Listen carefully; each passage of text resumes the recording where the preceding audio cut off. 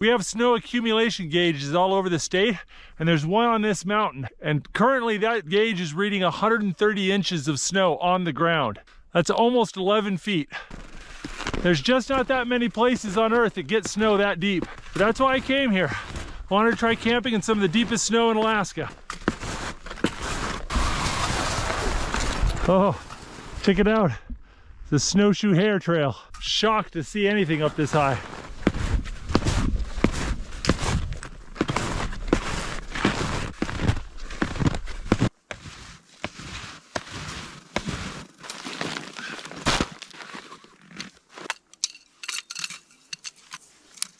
Got my avalanche probe. We're gonna go ahead and measure the snow, see how deep it is.